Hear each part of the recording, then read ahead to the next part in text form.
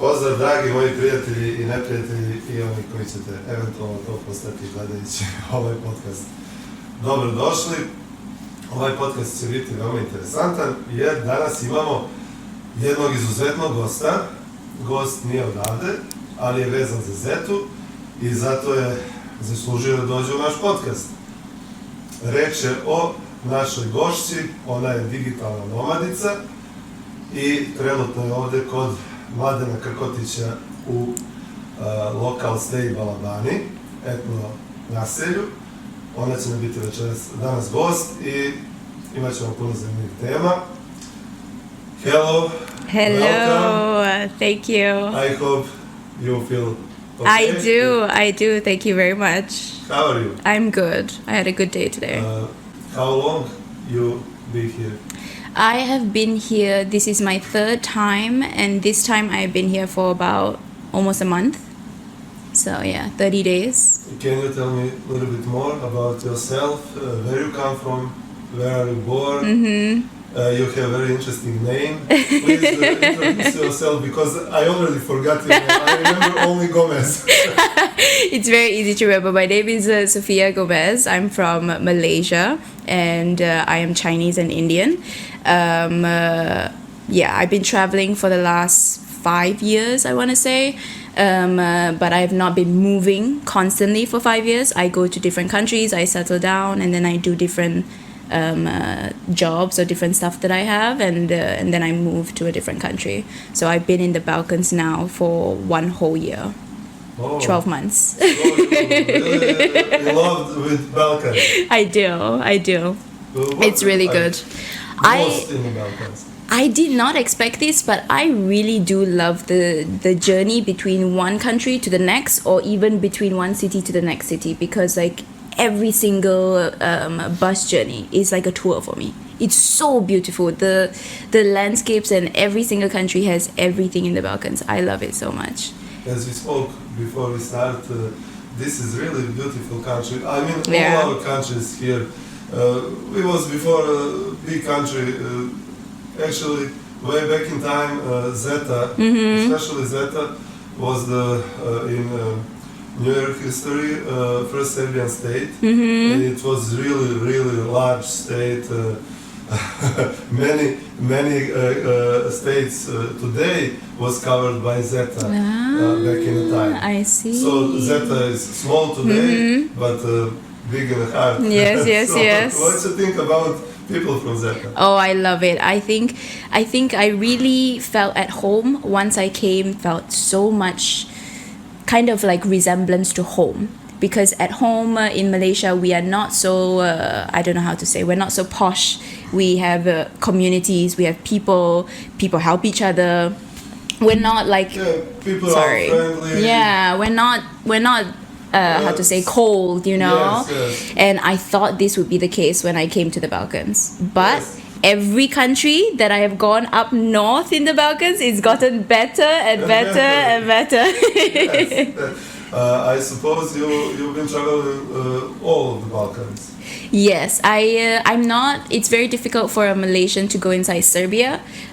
So Serbia is the only place that I haven't been to in the Balkans, but pretty much all the countries in the Balkans I've covered.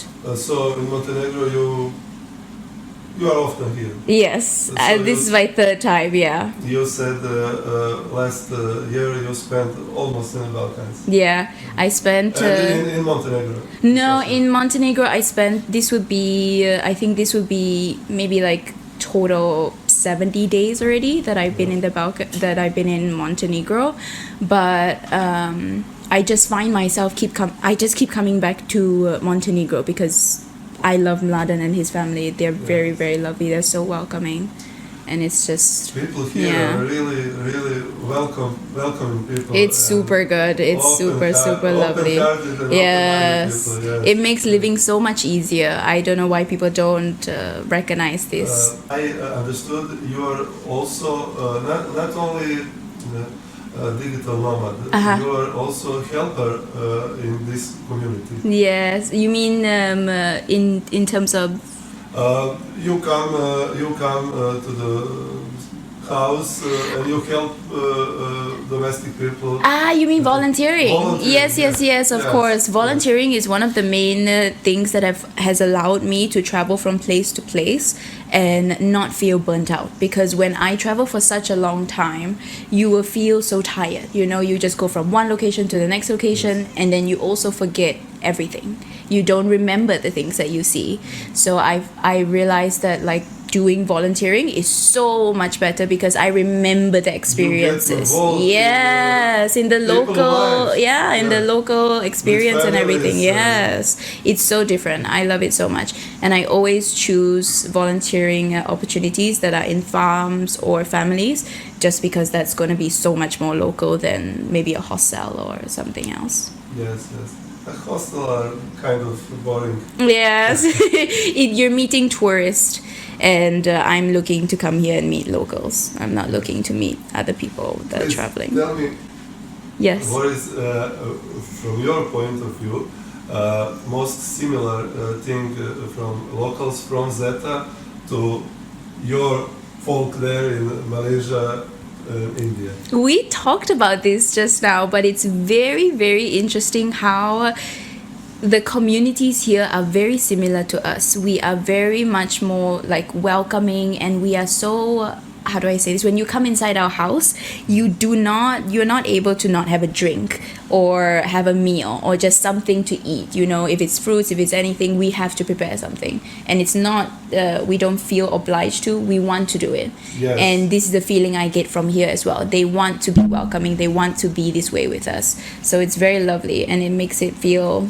easier. Everything's easier when everyone's welcoming. Nowhere is like home, but it is similar to home. Yes, correct. I'm really glad that you feel like Oh, home. I love it so much. It's very good. Our good people. Okay, we can be sometimes nasty and angry, but oh, I know.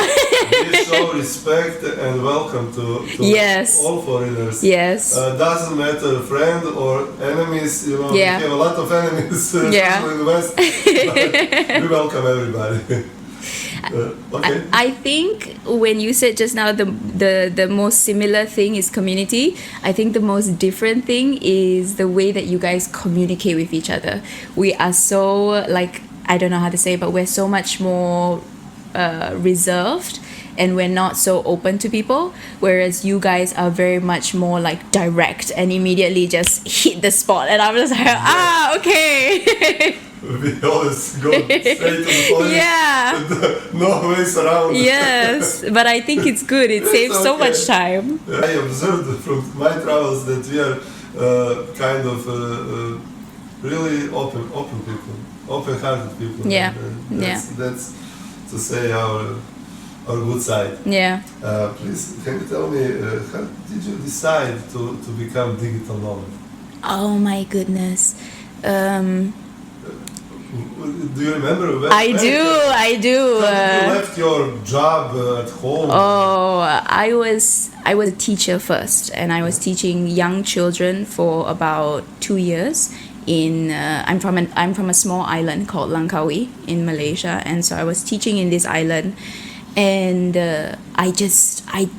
there was just something that didn't feel right, and I was just in a constant state of not being happy. There was a period I was very depressed, and it was very difficult, and so I just thought to myself, I was like, what would make me happy?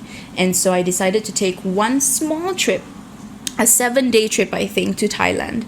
And when I did that, I went to a ceramic studio there, and I found out that I could take lessons. And so I extended the trip, and then I extended the trip, and then I went back home, and I said, listen guys, there's no way that I'm not going to explore the things out there for me, because there's no way that this island is all that there is for my life. Like, there's, Yes.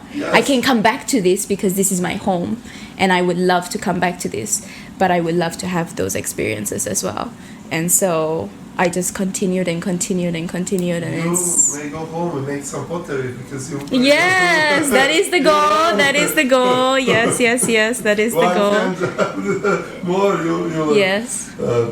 So this was your trigger to become a nomad. Yeah, basically just being unhappy and then trying to figure out what would make me happy and then figure it out. How long you have been digital nomad? I would say this would be my fourth year. Fourth year. Year, so 4 yeah. years you traveled the world. 5 years. 5 years. Yeah. Okay. The first year that I traveled, I was just teaching online, but then the market got like super flooded, so I stopped, and then I started to learn different skills of like how to do things online and how to make money online, and then I just kept going with it. Do you make good money online? I do. Can I try to be... Actually, I'm nomad, but I'm an analog nomad. so you can live, you can afford yourself Yes, I mean, things that you need. Yeah. Needs. I think it's different because for me, I'm a freelancer, so it Yes. depends project per project. When I get my projects, if I don't have any projects, no money, Yes. no honey, nothing. So it's very difficult. Yeah, but you can volunteer. Oh yes, You yes, have, yes, yes. Have you been hungry?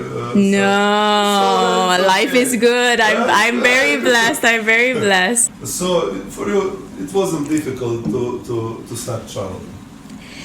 Yes, it was difficult. Like, I think it's difficult for anybody who wants to get used to a new pace of life, because traveling life is so different from staying in one house all day.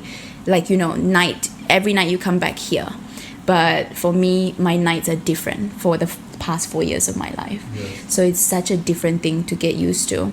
But once you get used to it, I think the thing that I love the most about this part of my life is that when I see change, I can see it right in front of my eyes, especially with myself.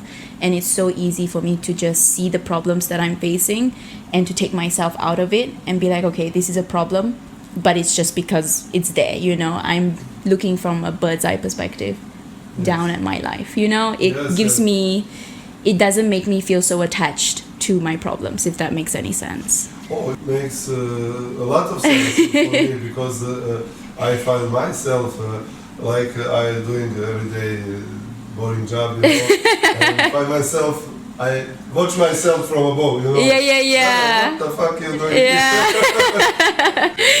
I know it's not polite to ask you for your age, but how old are you? Oh, I It would don't be interesting mind. for many young people to decide to start traveling. Working. I'm 24. You're so young. I'm super young. So you start. I started working when I was 15, 16, and I left home around that time too. So I think, by the time I was 19, 20, I was like, okay, let's go. And then, but I was homeschooled, so it's a different journey for me than Yes. typical students. So yeah. How big is your community back there? Community, you mean my island? Your Or island. How many,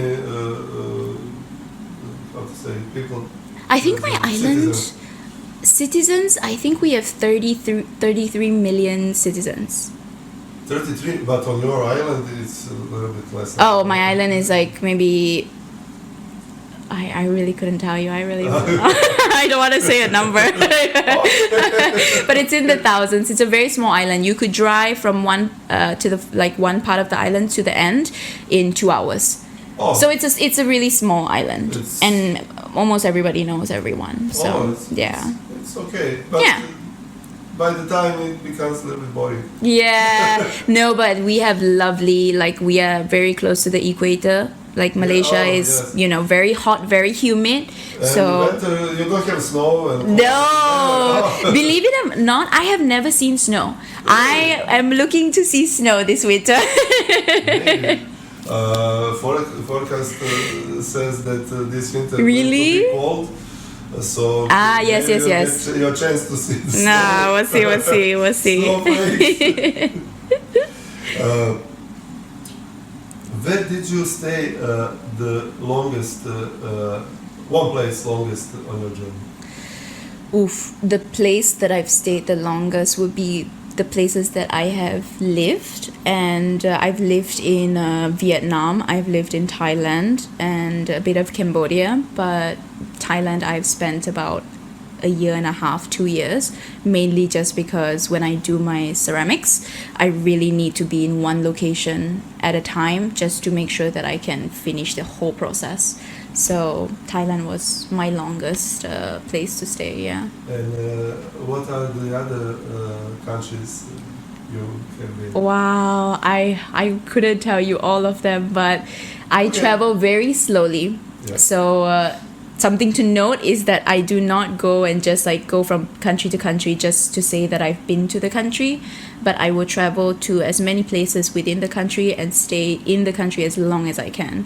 So I don't know, but I'm known for this, to max out my visa. So even in the Balkans, every time I cross a border, it's my last day.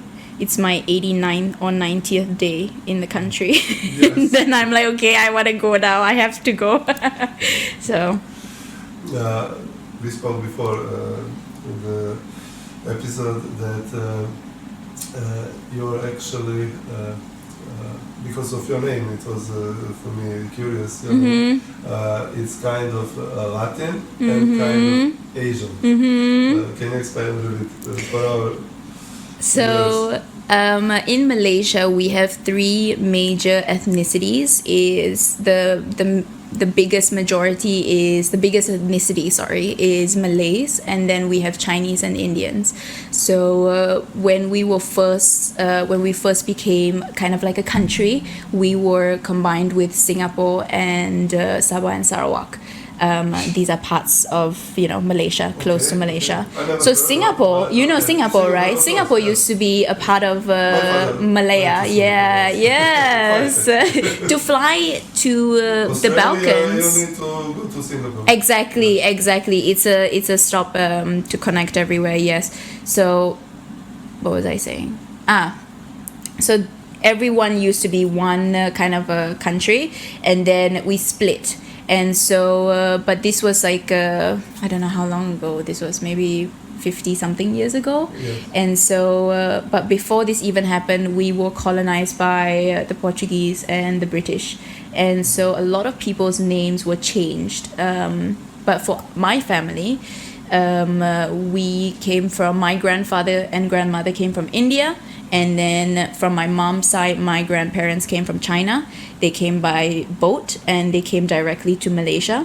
And so, when you come to Malaysia, you have to register and you have to do all these things. So we had to use my dad's family name. And so it's Gomez because in India, the British already colonized India, so. But yeah. Everybody. I hope. Tell me who. West never colonize Zetu. We hope.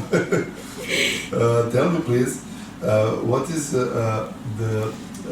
because I suppose you have some income. How do you economize? What is your expenses by daily basis or monthly basis? Is this? I don't want to hurt your privacy. No, not at all. For young people that maybe watch this and want to sail to another country, what they supposed to expect? Yeah, it depends. I think it's person to person. Everyone travels super differently.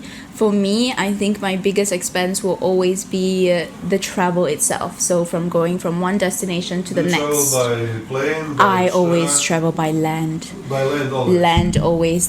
Sorry. I'm so sorry. I'm sorry.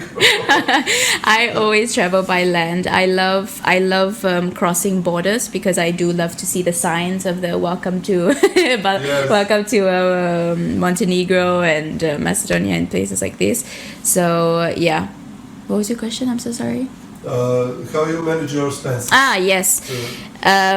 So basically, when I volunteer, I don't have crazy expenses like food and accommodation are covered. If you're workaway or you're volunteering, I use workaway. There are many platforms to use, but for me, I always try to find somewhere where I can do the work for like 5 or 6 hours a day, and then in exchange you get food and accommodation. So that already takes so much off my expenses. Yes. That's already so much less. Like you save a lot. yeah, it's a lot. So I think in a month, if I don't move and I stay in one place, I would spend less than maybe 100 euros a month. Really? But if I'm moving, maybe 200 euros or, 3, and that's okay.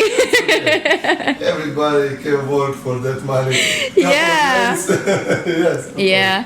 But splitting my time is the thing that's very difficult, because working online, I have to work where, I have to volunteer for 5 hours or 6, and then I have to do my work, and then I have to have free time. So it's a very strict Do you have a lot day. of free time? I do. In Podcastu with Mladen, I do have a lot of free time. He's really lovely, their family. Yes. They're very, very laid back. When we work hard, and when there's work to do, we always help around. But they're very considerate of us, and I think when you do it this way, it's so smart, because when you're considerate of the volunteers will be considerate of you and your house and the things that need to be done. So even like before I came here, I was hanging laundry just to make sure it's done for tomorrow. So it's like small things like this. Yes. How do you spend your free time? How do I spend my free time? I love to do a few things. I do illustration for work, and so in my free time I love to do a lot of drawings and a lot of painting, but one thing that I find really helps me to ground myself in my travels, because everything is so turbulent all the time, I love to journal, and I love to just take things from places. So for example, if I go to a coffee shop and there's a receipt, I'm going to put it in my book, and then I'm just going to write. So your journal is big, yes. I actually have... I have 2 journals. You have nerves and energy to, on the end of the day, to put some words in a paper. Yes. I think if it's your first time volunteering, it's very scary, but it's honestly very easy. And if you have good hosts, if you have good people that take care of you, I think it's very easy life. Oh, very nice. So, what do you plan for future? Okay, I know it's turbulent time right now. No, not at all. The problems, but young people needs to watch future straight ahead. Yeah. So, what are your plans for future? Not so far future, but for 1 year in the front, in the head. I think that in 1 year I would like to be in Mexico. I would like to be doing my pottery again. It's been about 2 years since I've done any pottery, and so I would like to start up my business again, because I had a lot of clients that would do commission pieces. Yes. So we would design the piece together, and then we would, I would fire it and make it and everything, and this is really good money. Oh, nice. So pottery is a very good thing to get into, but yeah, so I would love to be in Mexico in a year's time, and hopefully have a ceramic line up and running, so that I could get that going. Young people that watch this podcast, tell me please, how do you find customers online? The sites where to look. Yeah. Can you give some advice for people with different skills, young people with different skills, not only gaming skills?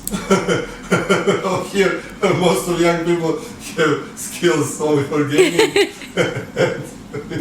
drinking coffee all the day in a coffee shop. Top skills. I think each area that you want to work in is completely different. So for example, I do illustrations, I do website designs, I do social media marketing, and all of these areas I find clients differently. So one thing that I would always tell people, and I have a lot of I meet a lot of other volunteers on my years that have asked me, like, how do I sustain myself, how do I find people to work for? And I always tell them, you need to find a niche within the market. You need to find an opening, because when you are the first one in that field, even don't think of it as a field, but think of it as you as a person within that field. Yes, you know what I mean? Yes, I understand. Yeah, so you need to find a niche that sets you apart from everyone else. And so for me, my niche is that I'm able to do A to Z for everything that you need for your business, and it's all within one person, and it's going to be cohesive.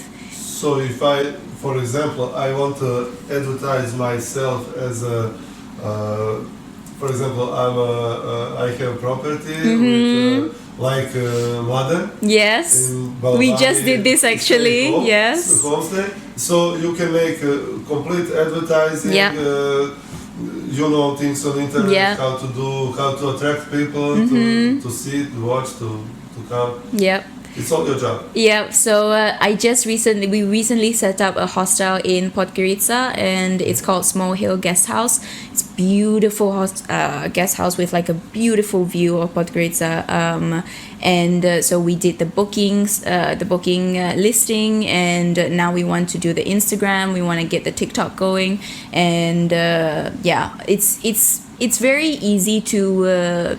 For me to do these things, but it took a lot of time to learn these skills, and I learned one skill at a time, so don't burden yourself by thinking you have to learn an entire framework or whatever. Just learn one thing, start with one thing, and then it will lead you to the next thing and the next thing. Yes, exactly. And when you kind of master, then you come you begin to learn the other thing that is kind of connected. Yes. With that. Yes, I agree. So pottery is your love? Oh, it's my one true love. So you really enjoy it? I think this is something that I've never wavered on in my life. I've never wavered on pottery. I love pottery a lot. Oh, it's very nice. Very nice. I hope you make something from that. Oh, I will. I'll send something to you as well. Okay, thank you. Can you tell me what is the, if you have an opportunity to give only one advice for the young people, beginners in digital nomading,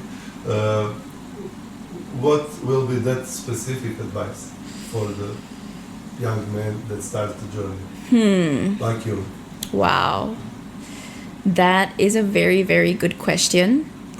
And I will say that the thing I have struggled the most with is kind of, what is the word for this? Like, Okay, try it. focusing, like, not procrastinating, the opposite of procrastinating, I think this is a very big problem for us. Hard persistent labor. Yes. Don't hesitate. Yes. Procrastination. I think this is a very big thing for our generation, because we're so used to just easy and fast content, and it just makes it wires our brain so differently. Because of this Yes. stupid phone, Yes. we only look three or Dopamine hit. dopamine, yes. And I saw some advertising for. Because I'm procrastinator. First, today I need to do something. No, today I do easier job. Tomorrow I will do something. Exactly. Hard, So don't procrastinate. It's your advice for. Okay, I would say that procrastination is very, very difficult to beat. But I would say that you have to have the willpower to do the things. Yeah, I think to get things to the end. Exactly. I think if you see. I always keep in mind of my final destination of what I want at the end, and I know that the process is not going to be what I expect, but I want the will be obstacles. yes, yes. And even the end, I accept whatever comes, but I always have my eye on it to make sure that this journey does not get too crazy in my head. If it goes too smooth, maybe something. Exactly.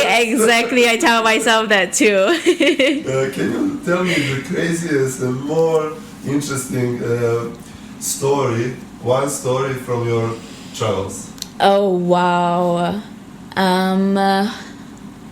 I would say that not all volunteering opportunities are going to be super good.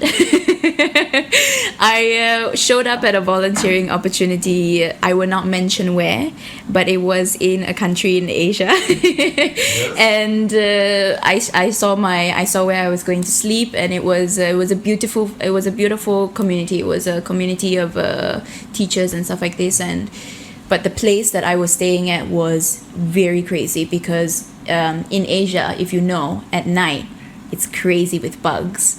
Bugs. Spiders. You have to turn off all the lights, or you have to have windows and protection. If not, you're gonna just get swarmed by bugs.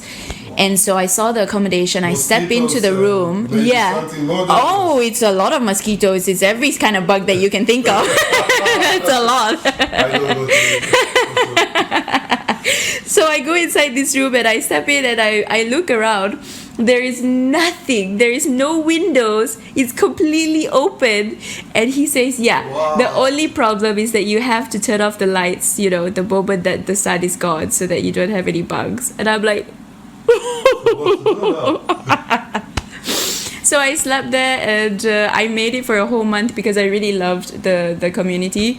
But that was super rough for me because every night I was under the covers with my phone and just trying to survive. You will not imagine the amount of bugs I'm talking about. It's an insane amount. In the morning I'm sweeping the bugs. That's how many there are. Yep, shoveling them. Nice experience. I hope. Many friends, I made many friends. Did you make some friendships? Oh, 100%. 100%. I've met But some is of... that shallow friendships? Or you have some deeper connections with some people from the tourists? I think when you travel, a lot of people find themselves making friends, but these are not friends that you would keep for a lifetime, But I come from a background of being homeschooled. So for me, friendships are very valued and they are very, very close to my heart. And when I consider you my friend, you are blood for me. You are... This is not... you cannot exchange this for anything for me. And so when I meet people, I always try to find out, how they perceive friendships and how they perceive, the world around them. And in my time of traveling, I've met a lot of people, but I can only call maybe 3 or 4, my good friends, my close friends, So it's... This age is kind of shallow. Shallow friendships, shallow emotions.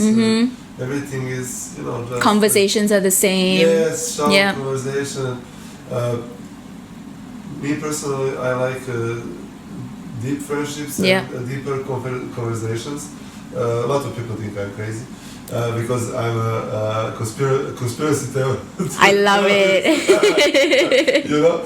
Now I'm not the theorist, I'm an analyst of theory. Fine line, very fine. Because we see conspiracy all around us. Yes.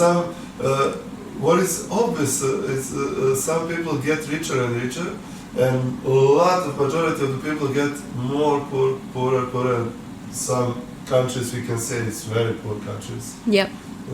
It's not right. It's not correct. It's not just. Yeah. What do you think about it? I really just cannot wrap my head around the fact that every place that I travel to, I always find myself saying the same thing. I say it's the same people, same problems, different place. It's just a different setup, but it's the same government, same problems. Yes. Same shithole. Different stage. Yes, exactly. Different stage. Yeah. Yes, you're right. It's very sad, but it also makes me realize that we have so much in common that we can actually unite together with, I always tell people, because I traveled a little bit when I was younger, that all the people have same desires and same problems, and same governments. It's like from the Matrix, you know, somebody make you make potter. Duplicate. Copy paste.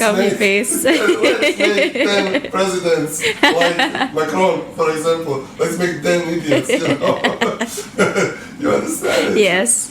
It's very interesting. And every people thinks that those kind of problems are only they face that kind of problems, not the other.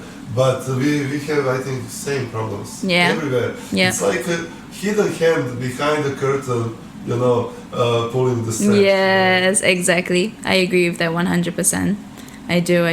I think it's even the politics here compared to like in Asia, I think it's very similar. And I really agree with you. We're just at different stages of stuff happening. And it's just the same thing happening again and again. Please, Sofi, can you tell me something something about your parents, about your family? Would you like to say greetings to them? Hello, lovely to see you guys. I hope you're watching this and hearing. You will send them a link to because this my little podcast is being viewed in a lot of countries all around the world. His brother, my godfather, is in Australia. Oh my gosh! So this time we say hello to Stefan, hello, Slađa, hello. Say greetings to everybody in Australia.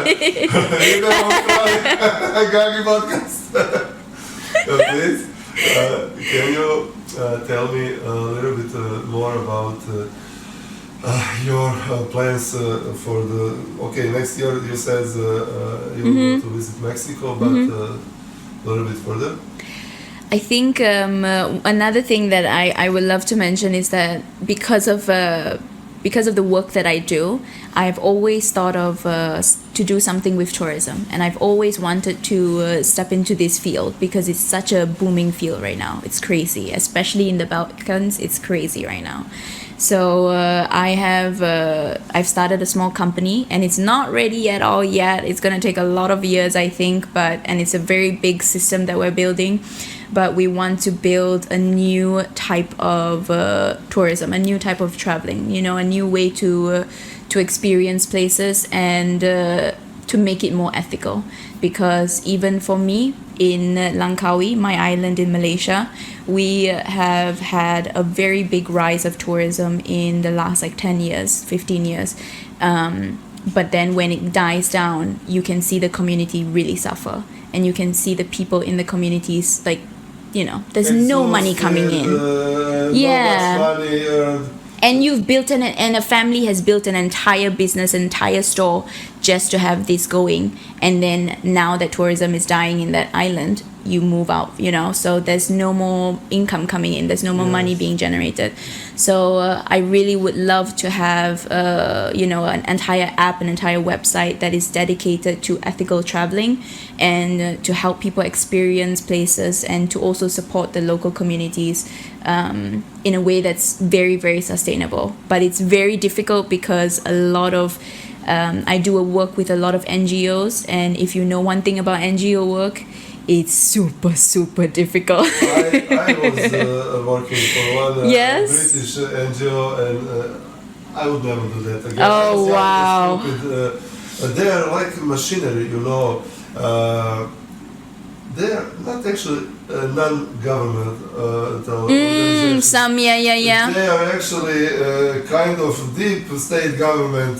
Some of them, yes, and most of them I don't know. They are visible part of the invisible masters, so bosses. So I don't like NGOs.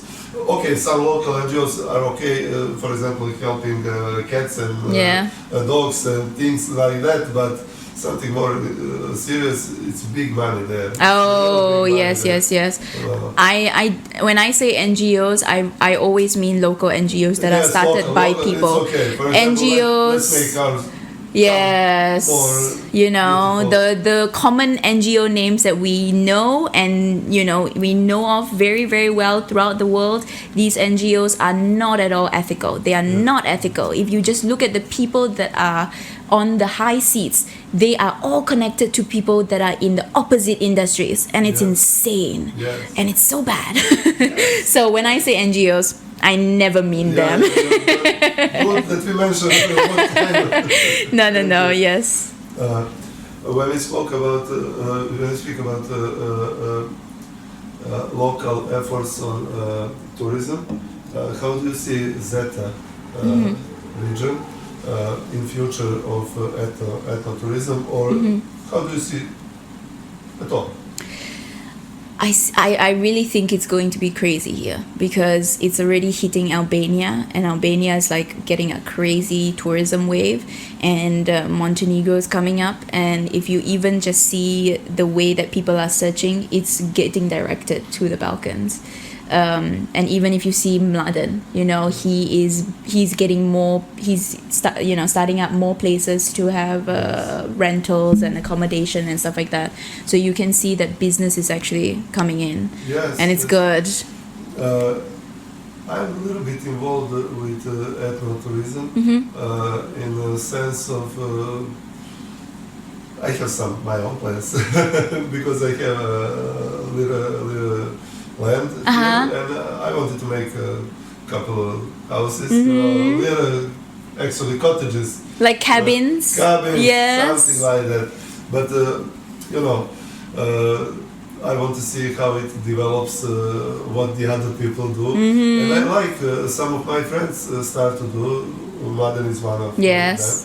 So you think there is a future in tourism in Zeta, according to your experience? 100%. I think there is 100%. Because your point of view is how to say independent. It's independent point of view because you came from completely different sides of the world. What would you say? What are pluses and what are minuses in Zeta ethno-tourism? I think a lot of tourism is just the way that you are viewed as a country. And like for us, when we come from Malaysia, when I was telling people that I was going to Albania, in Malaysia back home, I had aunties and uncles telling me like, Sophia, Albania is dangerous, don't go to Albania. It's not gonna be. Yeah, I know. I was there for 3 months. With some mafia guys, then it's problem. But if you are just normal people like yes. So I think it's just the way that people view this entire region, and I think it's going to change a lot because I see Balkans as a cheat code. I see this entire area as a cheat code for traveling because you have all the climates, you have all the different landscapes, you have the different communities, the different languages, the different people, the different traditions, and it's very diverse. I think it's kind of the Asia of Europe. Well, it must be because we was colonized also many times. Our conquerors was Ottoman Empire, Austro-Hungarian Empire, NATO Empire, everybody, Second World War, Germany. Everybody had a piece. We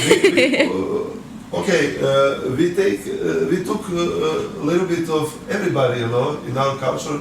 That's why we have a lot of diversity here. So you think this is pluses but what is the minuses? I know it's not easy to talk about, but you don't get beaten, don't worry. Just say, I know what I would say. I would say a very big minus for me, and I'll say this. We put this video online when you go home. I have to bring it back home alive first, okay? No, I would say the biggest minus for me is just that the food here is very, very different from Asian food for us. Oh. And so my first few months in this entire region, I lost a lot of weight because I couldn't get used to the food. Oh. But now I love bread. Now, you had bread before? no, I don't eat bread like this. I eat rice. We love rice and I don't noodles. like rice. I like bread. I eat every day kilogram of bread. Now I wake up in the morning, I'm like, okay, bread. But before this, I would never think of bread. So you think in menu of ethno houses and hostels and hotels should be more diverse food like No. Asian food? But it's okay. It's good I idea. think importing Asian goods and importing different goods from different areas would be very good because main cities have this, but I think import in general here is quite expensive and it's quite difficult Yes. to do. So I Yes. understand this, but yeah, that's the only thing that I can find that's a minus. Oh, a very good minus actually is that I was so surprised when I traveled on a bus from Bosnia to Montenegro, and I paid for my bus ticket. I went to the bus and I put my bag at the back, and he was like €1.50. I was like, you're charging me for putting my bag in the bus. This is crazy. Yes. This is crazy. You know, This feels like a scam. it's no, it's not. It's you know, and this driver need to drink coffee and things. You know. That's what I was thinking. I was like, okay, if this is going to the bus driver, sure. But if it's going to the bus company, that's No. crazy. I don't know actually. Actually, I don't know. It's the Maybe. first time in I don't 4 know. years of traveling that I've been charged for I bus never baggage. charged. I think I never been charged. I don't know actually, but it's if it's for the coffee, driver's coffee, it's okay. Hey, I'll pay it. I'll pay for 2 bags. Jes, i koliko to traje, brate? 47. 47 minuta, a? Baš ste ga ispucali film. Je bilo zanimljivo, a? Da. Okay, it was interesting, he said. Oh, pay. Yeah. What more to ask? He said, I think you were scared. Brothers and sisters, we have. Oh my goodness, I have. Large family or? Oh, Asian families are very big. I have 3 brothers, Okay. 2 older and 1 younger. But yes, Asian families are very big, and I think this is a difference between our traditions is that for us during every single holiday we try to make all the families meet. So it's about 30 or 40 people that meet. Every weekend? No, like because we have a lot of holidays. We celebrate Indian holidays, Chinese holidays, and Malay holidays. British holidays. Well, we follow their calendar, Yes, it's yes, crazy, yes. but yes, actually. Okay, holiday is good. Something But- good for British. But in Malaysia, we have, I don't know what is our ranking, but we have one of the most holidays in the world just because we have 3 ethnicities and we have to cover everyone's holidays. Oh, So it's so- almost like 1/3 of the year is off for us. Turn of the year. That's really good. That's really good. No, I'm actually staying. Mlada has. We have another volunteer, and I'm staying in the same place, in the same house as her, and she's from England. She's British, so She's you know, and we get along. So it's no hatred. Greetings for the at Balabani. Don't bomb us again. It will be okay. No, please, just don't. Just don't do it.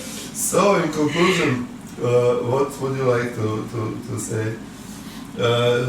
Something for the people in Zeta region, something for the Mladen family, or something, it's a custom. Okay, I would really like to say thank you. I've been very welcomed here, and it's been very easy for me to feel at home with Mladen and his family, his wife Tiana, his mom Snejana. Amazing food. I've never gained weight like I have in Montenegro. this is a blessing for me because winter is coming. I need the fats. I need the body fats. So I'm very thankful for this. And I'm also very thankful for the hospitality that I've been shown. And even when it's, in places that are very remote, I find people to be even more lovely and even more welcoming. And it's just been a wonderful time here. And I'm very thankful. So in Malaysian, we would say terima kasih. So terima kasih. Okay. Just the same. You could say sama-sama. Sama-sama. Sama-sama. Same to you. Okay. Sama-sama. All Malaysia. And Sofi's family. Greetings for the Sofi's family. For the whole island, I forgot the name. Langkawi. And for Malaysia and all of the Asia. We love you, we respect you. We hope you will come here to Zetu in a homestay like Balabani homestay, and hope more of you will come to visit us, and hopefully we come to visit you one day. Just take away the bugs and mosquitoes and on this. I really hate mosquitoes, If it's one mosquito in the area, he will beat me. Not the other guys, only me. I'm like a magnet for mosquitoes. Same. Oh, you're gonna have a horrible time in Malaysia. I'm not type positive, but I am really magnet for Ay. I hope rest of your stay here will be pleasant. Thank you. I hope you will take good memories from Zetu and Balabani, and of course. When you go to Mexico and farther away, when you come, I hope you will come back to visit us with more experience, and you will be guest in this Gagi podcast with. I hope this will be a serious podcast. Yes, let's go. So we welcome you. Thank you for being my guest, and thanks Nicola, my godfather and operator. Thank you. Behind the curtain, he's the big stage of this show. So I hope we will have Thank you for having me. Good time once again. Thank you, Sofi, very much. Thank you so much. Have a good day. You too.